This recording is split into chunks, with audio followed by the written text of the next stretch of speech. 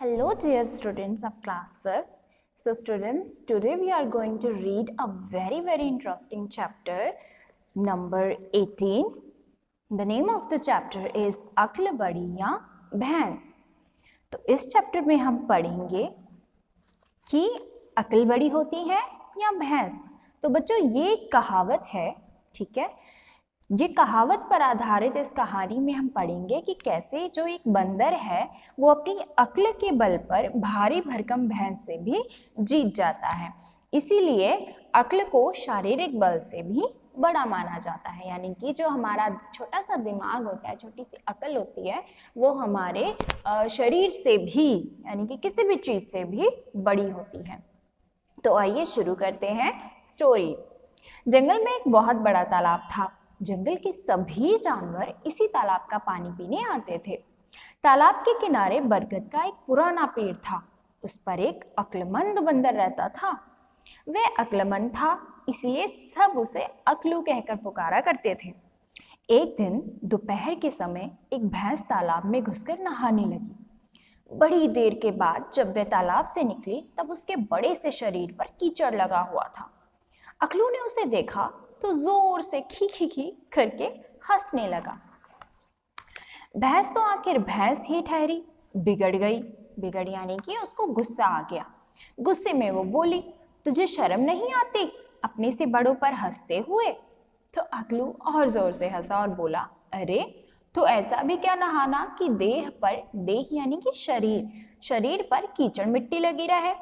इससे अच्छा तो यही था कि नहाने ही ना जाती.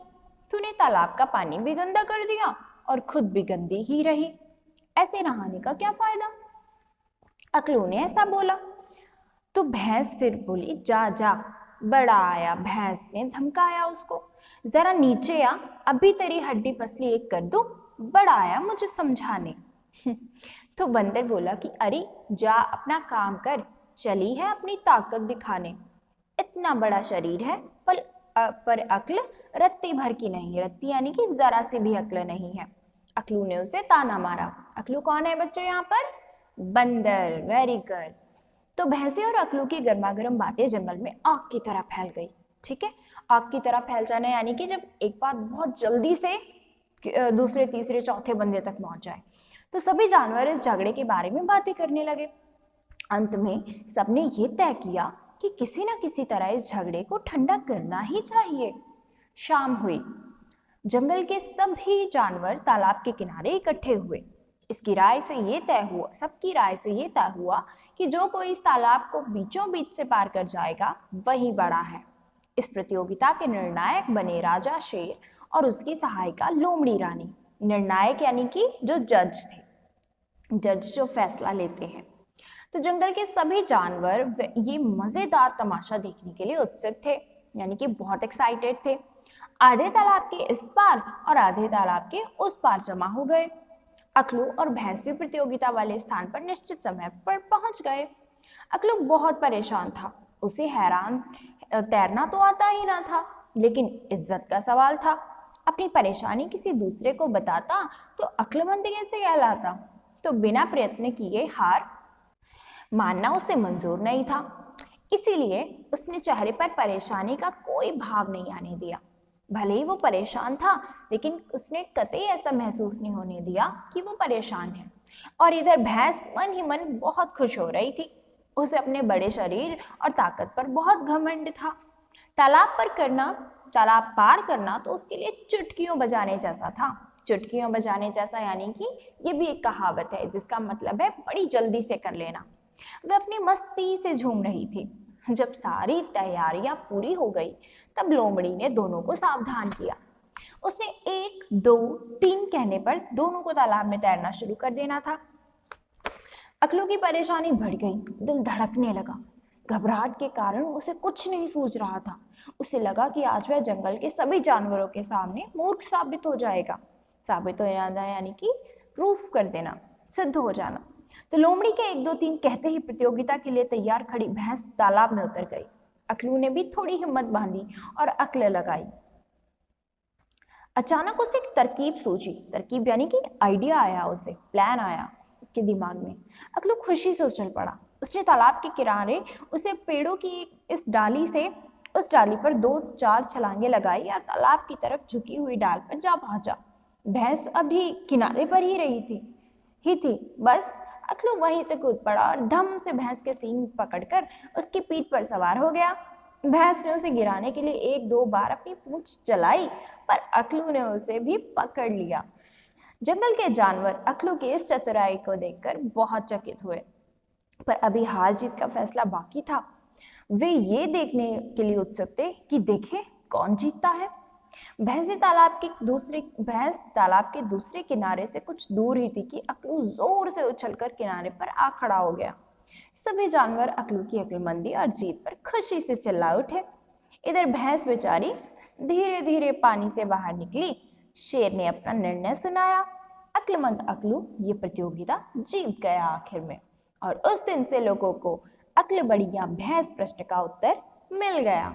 तो बच्चों, जो कहावत बनी है कि अक्ल बढ़िया भैंस, तो वो इस कहानी पर आधारित है। ठीक है, तो अब आपको समझ में आ गया कि इस कहानी में लेखक कहना क्या चाहता है। तो लेखक यही कहना चाहता है कि अगर कोई शरीर से बड़ा हो, ठीक है, तो जरूरी नहीं कि उसके पास उतना ही दिमाग हो, अक्ल हो, लेकिन अगर कोई अक्ल वाला है और उसका कद छोटा है तो वही जीतेगा उस बड़े शरीर वाले से। यानी कि अक्ल बहुत बड़ी चीज है। जिसके पास अपना दिमाग है, अक्ल है, जो उसका प्रयोग कर सकता है, वही इस दुनिया में सबसे बड़ा होता है। तो ये था हमारा आज का चैप्टर, अक्ल बड़ी या भैंस।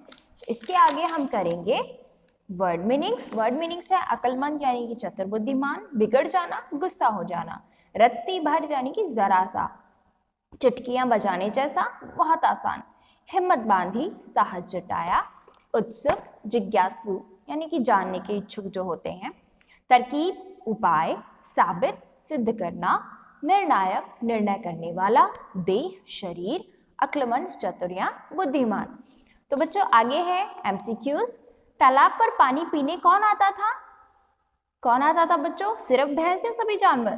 तो सही जवाब है सभी जानवर। Very good. अखलू क्या देखकर हंसने लगा? भैंस को देखकर या भैंस की देह पर लगा कीचड़ देखकर? तो बच्चों सोचो किसको देखकर हंसा था बंदर? वेरी गुड, वो देह पर लगे हुए कीचड़ को देखकर हंसा था। शाबाश। आगे है अगलू प्रतियोगिता के दिन परेशान क्यों था? उसमें अकल की कमी थी या फिर उसे तैरना नहीं आता था?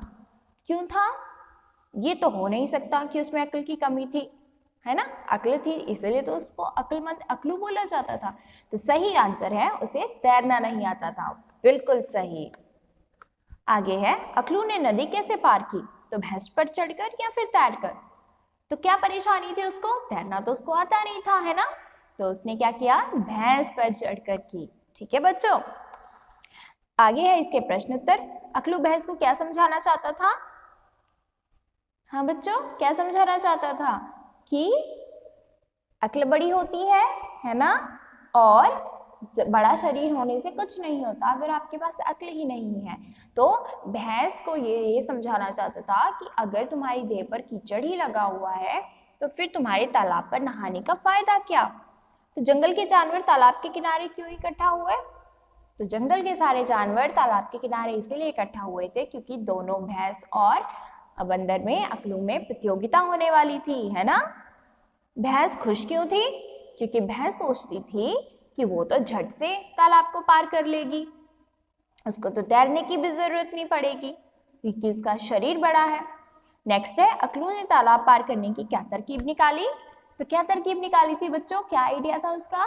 वो झट से डालियों की सहायता से भैंस के ऊपर कूद गया था और फिर भैंस के ऊपर ही बैठकर उसने तालाब को पार कर लिया और अंत में किनारे पर वो भैंस से जल्दी उछलकर किनारे पर पहुंच गया।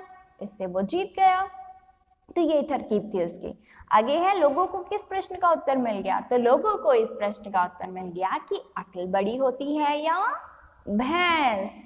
तो बच्चों ये था हमारा आज का चैप्टर। हमने चैप्टर भी पढ़ लिया, एक्सरसाइज भी और क्वेश्चन आंसर भी कर लिए। इसके आपको रिटन असाइनमेंट मिल जाएगी और आप भी बच्चों एक बार इसे दोबारा से चैप्टर को पढ़िएगा, ठीक है? Okay students, thank you and have a nice day.